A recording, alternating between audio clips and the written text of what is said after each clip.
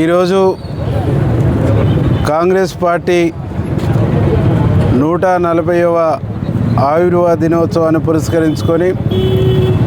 జాతీయ అధ్యక్షుడు మల్లికార్జున ఖర్గే గారు, పిసిసి ప్రెసిడెంటు మహేష్ కుమార్ గౌడ్ గారు, మా అధినేత రాహుల్ గాంధీ గారు, సోనియా గాంధీ గారు పిలుపు మేరకు దేశవ్యాప్తంగా